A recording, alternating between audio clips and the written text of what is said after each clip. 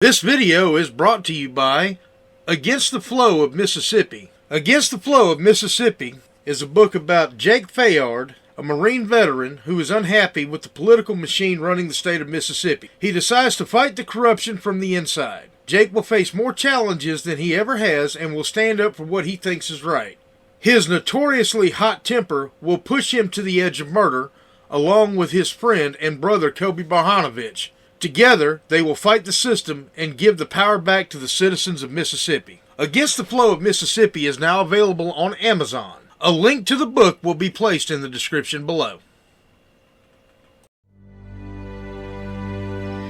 Welcome to History in the Eyes of a Southerner with your host, Anthony Allen. On this channel, we will take a journey through time and relate history to the contemporary eyes of modern America. I hope you enjoy the ride as I investigate and document the wonderful events that have shaped our present world.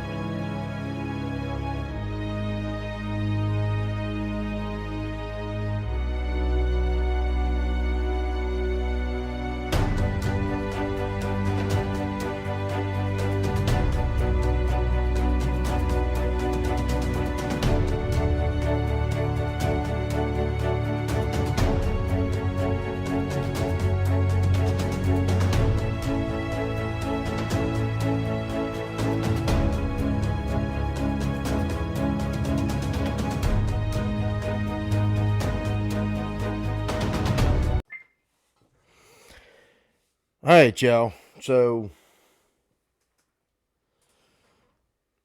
today I'm going to do something a little bit different.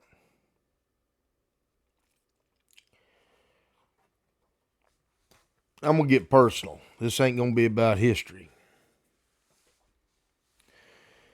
If y'all seen my other video about how I found my father on Ancestry,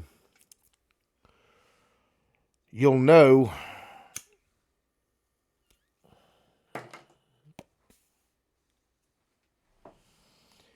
that I've recently found my father on Ancestry. How about that? Anyway, wasn't quite sure how I was going to go there. I haven't long ago woke up, and reason I hadn't long ago woke up is the last, 5 days I haven't slept very much. Reason I haven't slept very much is I just got back from Boston yesterday. I got back in late. Reason I went to Boston is my first cousin on my father's side, which would be his sister's second daughter, youngest daughter, was moving. And she was going to move from Slidell, Louisiana to Sudbury, Massachusetts. Now, I've done this before. I've helped people move. I have, of course, I've done a lot of moving. I've moved all across the country. Yeah, I've left out of here, and moved to Arizona. I've moved to various parts of Mississippi, Florida, Louisiana, Tennessee. So I've had a lot of experience packing up and just going. But normally, spending time with family is a happy thing. And I was excited to help. I was glad that they allowed me to help.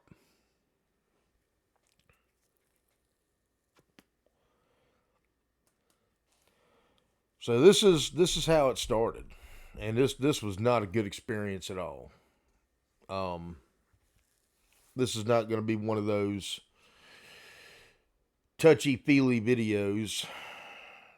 It's actually a travesty to be honest with you.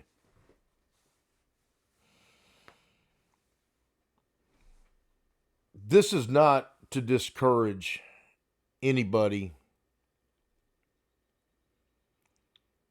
from doing what I did if you were genuinely concerned about who your father really is. You should, by all means, go on Ancestry if you really think that you were maybe adopted or were curious. Maybe you didn't know who your father was as a child. And I got lucky. I mean, my turnaround time with a little bit of research and a little bit of help, helped me figure out exactly who I am. And the story of my origins. Obviously, I never got to meet my dad. He died in 92. But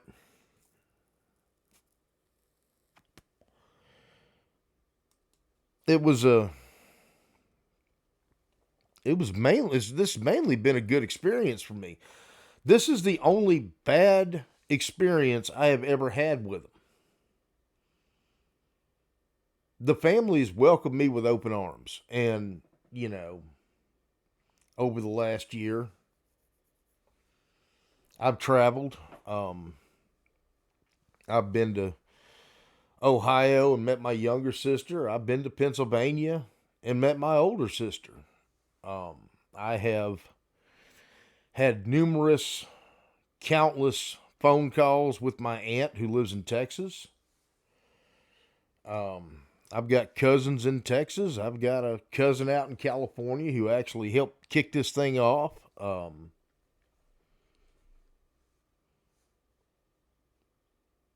It's really been a good experience for me until this week. I guess the honeymoon phase took a year before something happened. And this is kind of twofold. Number one is don't excuse bad behavior. Never excuse bad behavior. Never accept bad behavior. I won't. I didn't do it as a correctional officer. I didn't take this from inmates, and I'm not going to take it on the street. I absolutely refuse. But this also comes back to parenting when your child is 35 years old and acts like a entitled little narcissist. And yes, I do believe that this cousin that I helped out there's no other way to describe it, but she is a narcissist.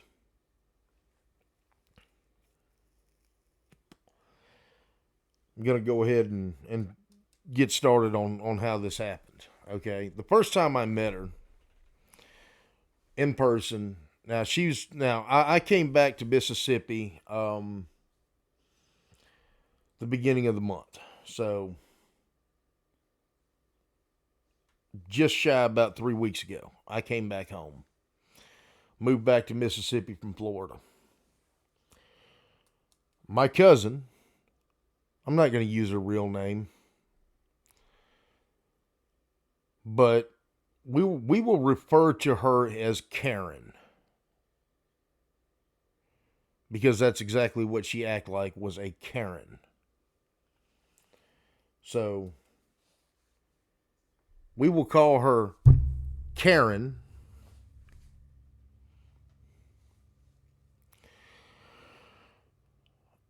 She's married to, ironically enough, a psychiatrist.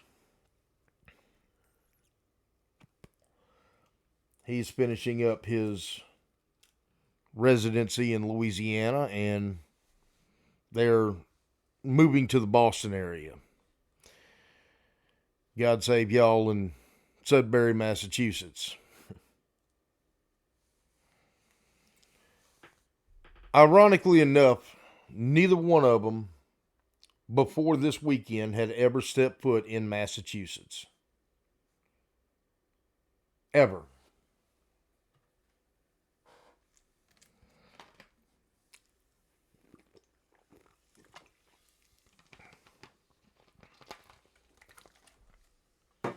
So, Wednesday morning, I had a job interview.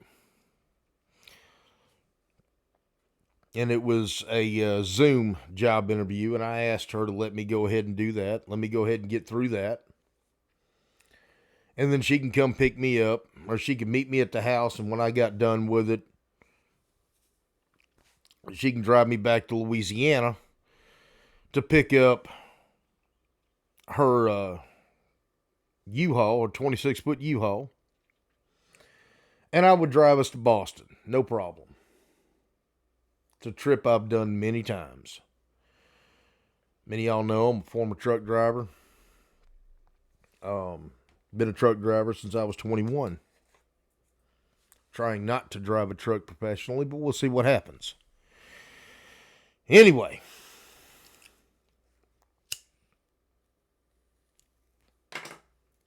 So, I pick up the truck. We had a late start because there was a fatal semi-accident on I-10 out in the buffer zone. The buffer zone is an area between Bay St. Louis, Mississippi, and the Louisiana state line. Well, there was a semi that, when I saw it getting pulled out of the woods in the neutral ground, there was nothing left of it. The only thing that was there was the fifth wheel, the drive axle, the catwalk, and the fuel tanks. There was no cab. Those two drivers died. So it backed up traffic pretty good, which gave us a very late start. I don't know why people are wrecking so much in that area of I-10. I don't understand it. Used to not be that way. I mean, it was a quick way to get to Louisiana. The back way into Slidell, going down Old Highway 90, was also blocked off due to construction. I guess they were working on the bridges over there out by the Wrigley's. So I couldn't take my back way.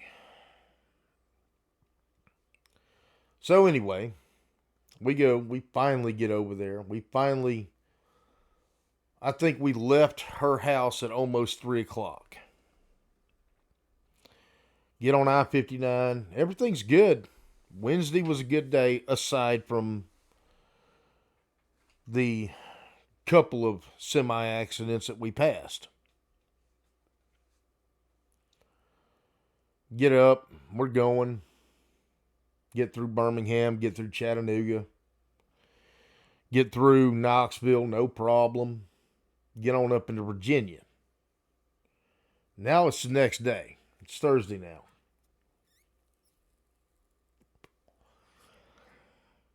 Apparently, her and her sister do not get along. And by the way, I encourage you to check out my cousin's channel, Michelle Fix It. I'll put a link down in the description. She got a lot of interesting content. The video that I'm going to discuss, though it is on there, it is not a public video. I will not be sharing the link to that. It will be discussed,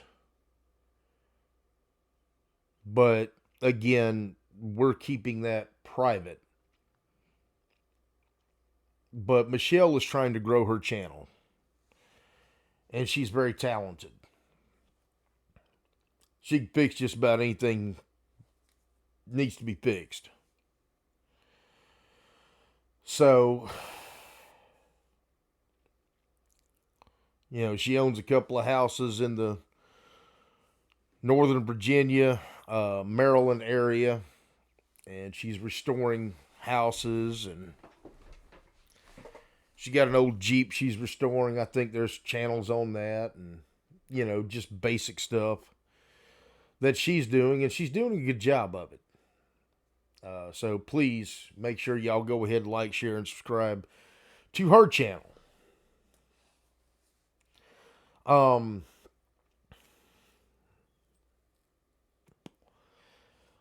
Apparently, those two do not get along. We get up to the closer we get to where we're meeting her in Northern Virginia, the more erratic cousin Karen's behavior gets.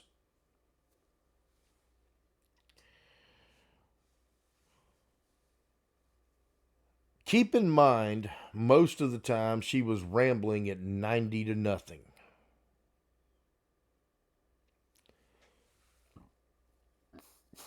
Half the time, I didn't even listen to what she was saying because it was so erratic. Well, we meet up with Michelle and we meet up at a Pilot truck stop.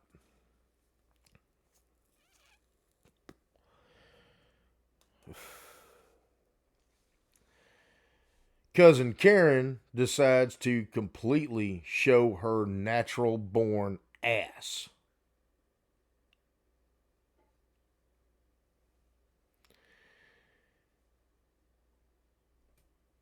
And she's doing this in front of Michelle's two small children. One of those children are special needs. Some of y'all may know my daughter's also special needs. I don't play that game.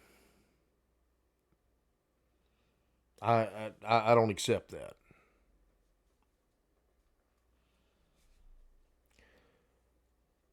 Then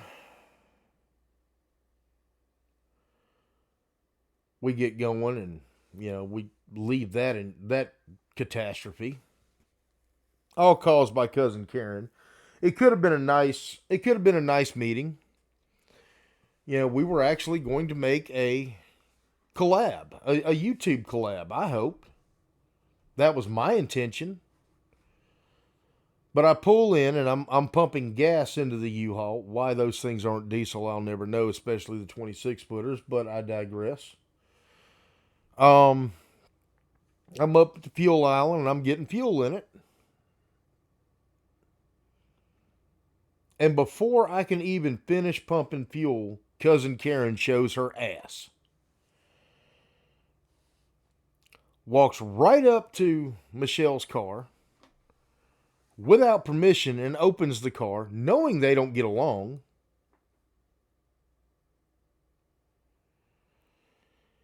And starts to take her kids out.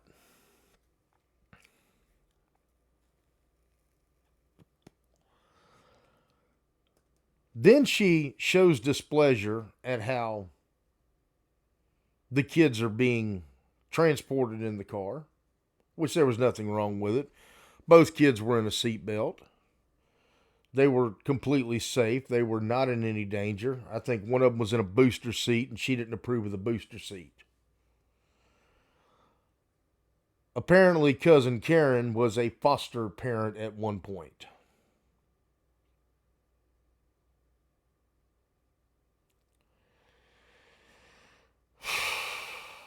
So, pure expert there because she was briefly a foster parent. And, her husband is a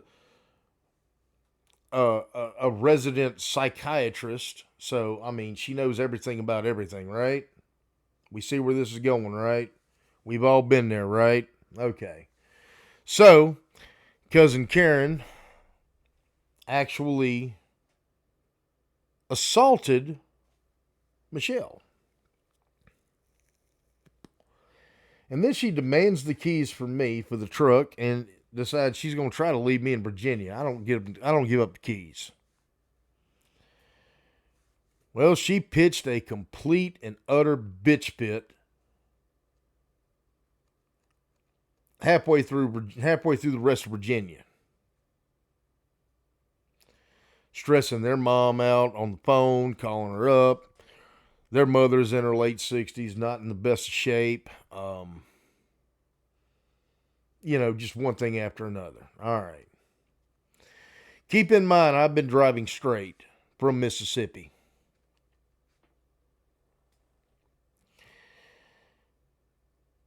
Well, we get past that, so I thought. Well, I did something stupid. 26 hours of straight driving, which I'll never do again. And this is another little safety tidbit for y'all. If you think you need to pull over, pull over. I'm going to tell you right now, my outlaw trucking days are over after this. I learned my lesson. I was actually involved in an accident. My fault, single vehicle accident. I hit a guardrail in Hartford, Connecticut. We got past that. We got the truck to Massachusetts.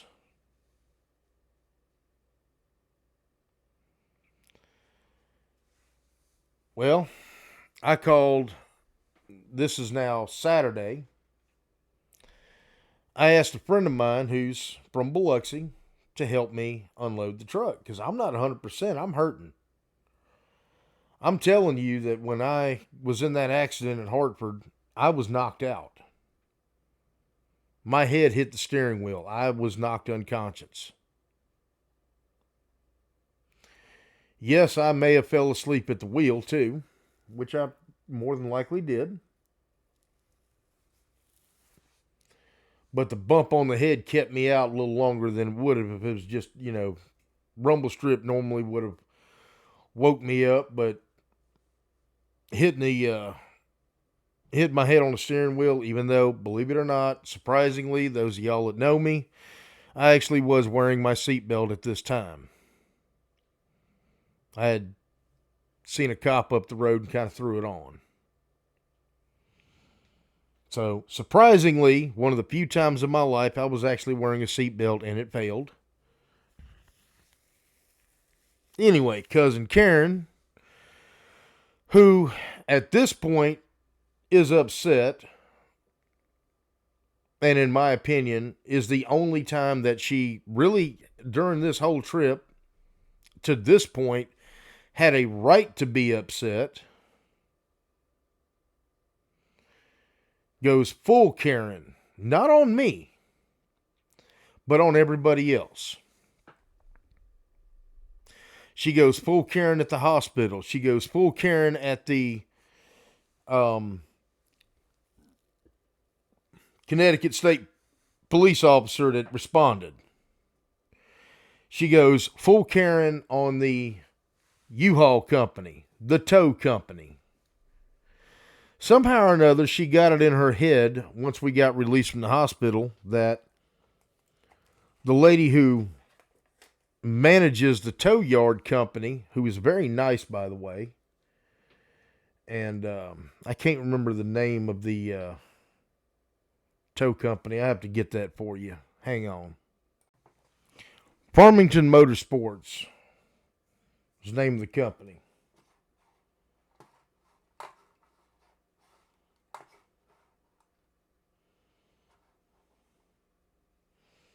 They're out of Farmington, Connecticut. Good people. Real nice people. They attempted to tow the truck from their yard in Farmington, Connecticut up to Sudbury, Massachusetts. Well, we were not at the house in Sudbury yet, and the tow truck driver could not get the truck into the yard because it's a narrow 2-lane road with a rock wall on either side, and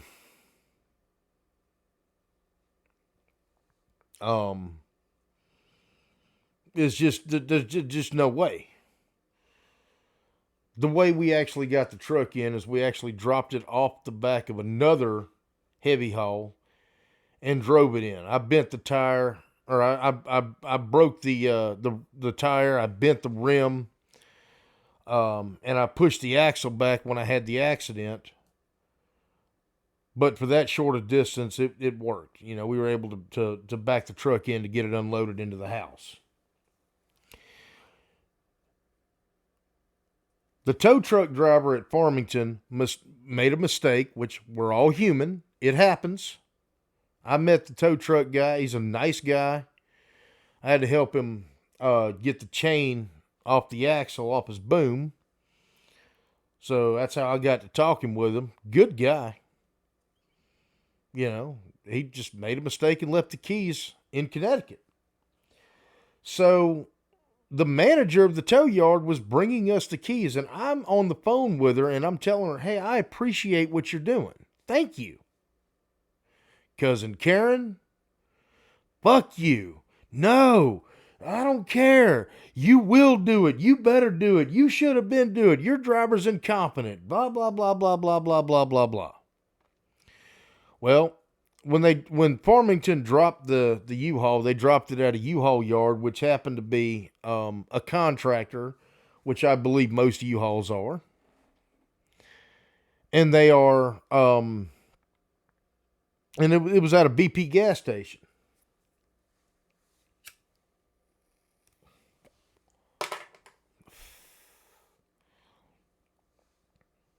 Well, so U-Haul pays for another wrecker to come out and tows it to the house. They towed it to her house. We get the U-Haul on there. We had already rented a pickup truck. The only reason we made the trip at this time was she wanted this old musty ass couch that looked like it's like, I don't know, turn of the century maybe.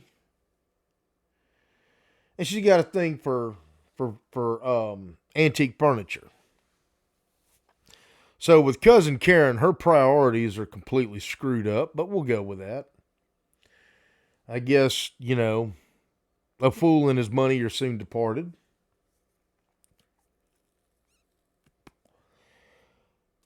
So she goes and she gets this stupid couch. Never once was I told, thank you for driving. Yes, I know I made an accident. I made a mistake and I had an accident. Honestly, that was the only thing wrong that I see I did. Yeah, I know it was a major wrong, but I mean, shit happens on the road. It's not like I'm accident prone. That was my first accident in well over a decade. Again, I own it. I did that. I did that. And I feel terrible for it. But that doesn't mean that Cousin Karen should have shown her ass to everybody else. Anyway, let me circle back on something here, though. Back to the Virginia thing. Because Cousin Karen was so erratic in her behavior, she was actually threatening to have Michelle's kids taken. Because she's the crazy one. I didn't see it. I would argue that Michelle is just as sane as I am. I would argue that she's a damn good mother. I would argue that she actually, in addition to running her side business of fixing houses and being a landlord and trying to restore old houses that she owns to bring income along with her husband's income, she does a damn good balancing act on all this.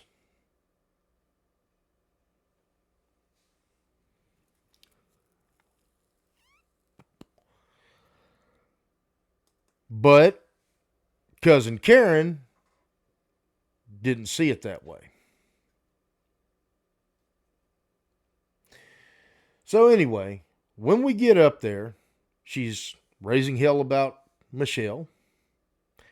She's raising hell at her mother, raising hell at me, raising hell at a friend of mine who's actually from down here on the Mississippi coast that lives in Massachusetts and has for several years.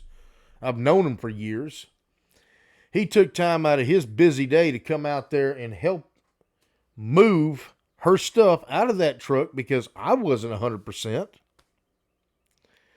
Called both of us pedophiles, which I don't understand how she even, I guess that's her go-to insult.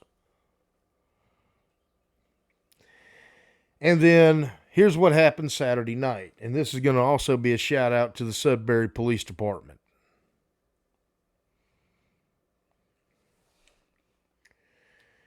After the truck was unloaded, I'm tired. I'm exhausted. I took a nap.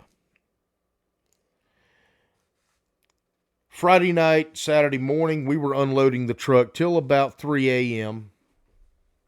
And I finally went to sleep. Well, round about 8 a.m., I wake up to Cousin Karen kicking the shit out of me. Now I realize I am a hard sleeper and I was exhausted. But kicking the shit out of me to go get this couch. There was also painters because I guess the homeowner that they're renting from didn't expect them to get there as early as they got there.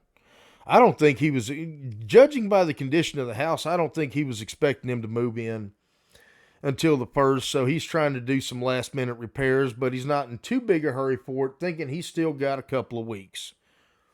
Not unreasonable in my opinion. Not unreasonable at all. And it's a nice house.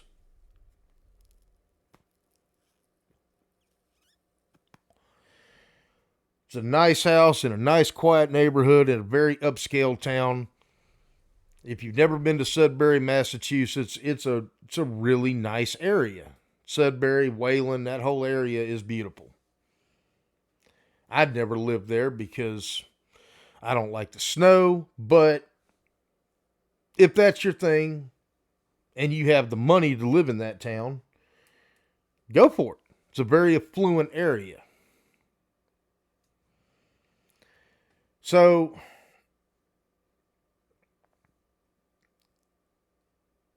I wake up about 10 o'clock that night.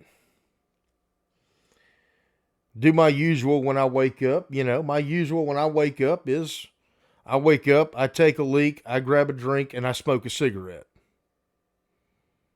That's my routine. That's whenever I wake up. I just woke up now. What did I do? I woke up, I took a leak, I grabbed a drink, smoked a cigarette. That's me. So I go and I do those things, and I had some leftover pizza that I had bought from when my friend was over there helping us move. Who, by the way, you know what my friend charged us to help unload that truck? Thank you. That's all he did it for. Just a thank you. Well, all of a sudden, my creepy pedophile friend, who, by the way, is a devoted husband to his wife. Excuse me.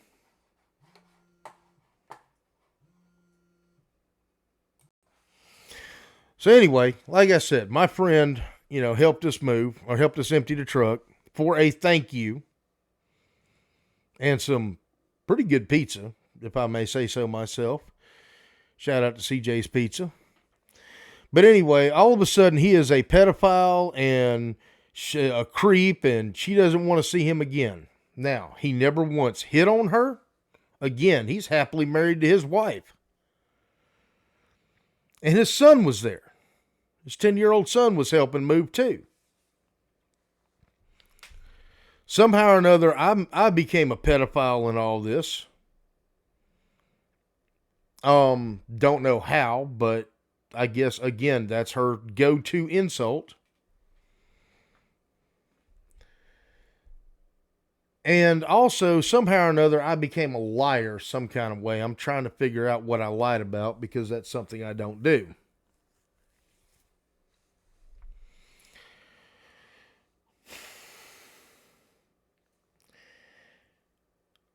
Then she decided to tell me that I was stalking her around the house, even though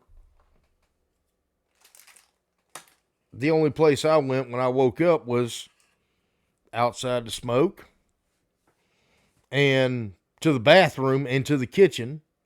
And she was in a whole nother part of the house that I couldn't tell you where she was and don't care. Again, narcissism. I'm the victim. I'm the victim. It doesn't matter why I'm the victim. Doesn't matter if there's any logic behind it, but I'm the victim. And she calls the Sudbury Police Department. Well, at this point, I go and I get some decent clothes on because I was in what I was sleeping in, a pair of shorts and a t-shirt. I go ahead and I get my jeans on, I get my boots on. I'm getting ready to just get all my stuff and get out of there. I just want to leave at this point. Have nowhere to go. Spent my own money on this trip, every bit of it, to help facilitate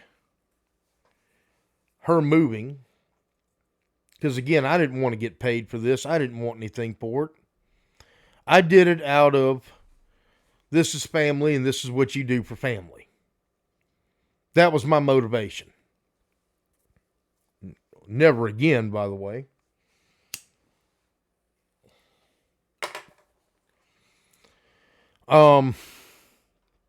In all fairness,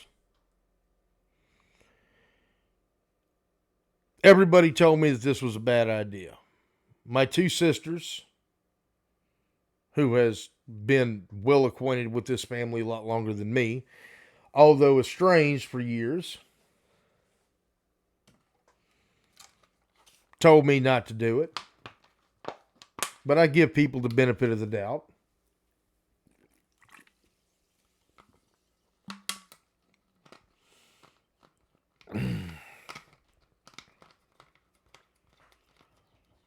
So I go ahead and, like I said, I get my stuff. I'm out in the U-Haul truck. I get some of my stuff that's out there. And lo and behold, Sudbury Police Department shows up. 2 slick sleeves and a sergeant. And the 2 slick sleeves walked up to me first. And they're like, "Why are we here?" And I said, "I ain't got a clue. You'll have to ask her." And I genuinely, didn't understand why she had to call the police. But, oh well. But you're right. 911, baby, call them. Well, the sergeant walks up. And I'm going to tell you, this sergeant was top notch. I would argue that she is one of the best cops that I have ever had to deal with. And I've dealt with some damn good ones. Well, she goes, "Well, I'm going to go talk to her." And she does. And about 3-4 minutes later, she comes walking back out there to me where I'm at in the truck. And I've done handed my driver's license, When the cops came up, I put my hands up. "Hey, I'm unarmed. I'm not carrying anything, just to let you know." Obviously, I was flying, so I wasn't carrying a gun. And they're like, "Okay, we're cool. We believe you." Hand them my driver's license. They run it. First thing, that sergeant looks at me and she goes, "She's fucking nuts." Apparently, Cousin Karen told the sergeant that I kidnapped her from Louisiana and brought her to Massachusetts. Now, if that cop would have taken it serious, I would be sitting on felony charges right now. Although false. But I would be sitting with felony charges pending against me right now if that cop would have believed her story. So I looked at this cop and I said, "Yeah, you got me. You could take the roadblocks down. You got the kidnapper. I'm such a good kidnapper that I had my kidnap victim pick me up at my house in her car, drive me to her house in Louisiana, rent the truck that I used to kidnap her in, pay for all the gas from Louisiana to Massachusetts,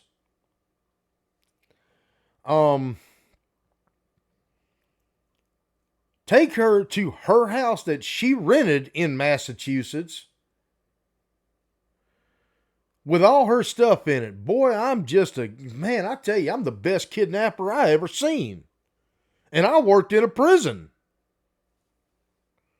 around kidnappers and other violent felons. Well, we all got to laugh at that because they knew what I was. They got the sarcasm. And they're like, well, we need to get you somewhere else. And I'm sitting there and I'm like, please do. The whole time all this is going on, I am on the phone. I've got my phone on speakerphone and I'm on the phone with Michelle. The crazy one who's a bad mother down in Virginia,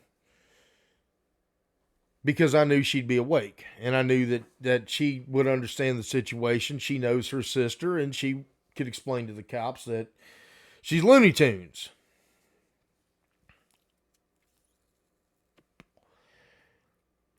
Well, the cops give me a ride to the police department. My phone's fixing to die at this point. They let me charge my phone at the police department. Michelle gets me an Uber to the airport, and the cops actually coax my flight information out of Cousin Karen. The only thing I had asked, now this is the agreement. The only thing I wanted was get me back to Mississippi. That's all I wanted. Get me back to Mississippi. I'm not charging you money. I just want to get home once the job's done. Not an unreasonable request. So Michelle pays for my Uber, which was, $40-something to go from Sudbury, Massachusetts to Logan International Airport. I get my boarding pass, and I come home without incident. While I was at the airport, because we were supposed to be on the same flight, I go ahead and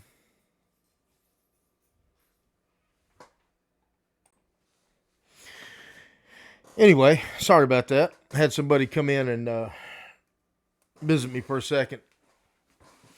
I alerted airport security, TSA, that there may be a problem because we were supposed to share the same flight. And I told them, look, she's crazy. She's Looney Tunes.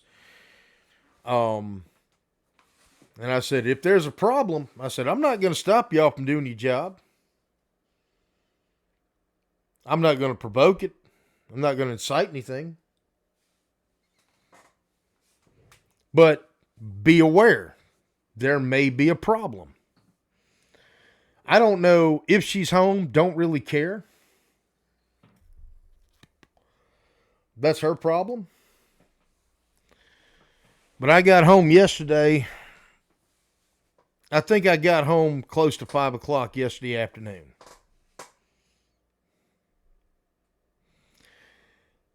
That's how my week went. With the exception of the last 5 days, my experience with finding my father's family has been great. It has been really good.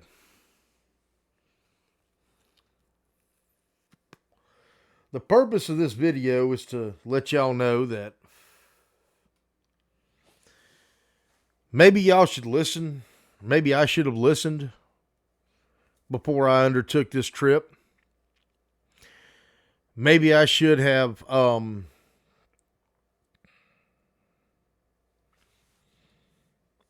heeded the warning of my sister.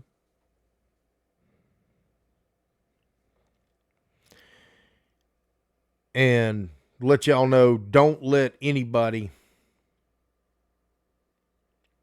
take advantage of you. I'll never do it again.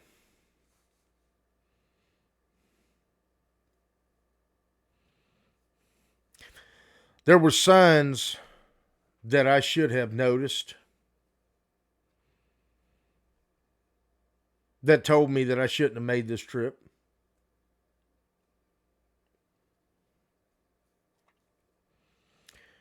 Again, I bear that responsibility. I bear the fault on that for not paying attention to those signs. But I thought I was doing the right thing.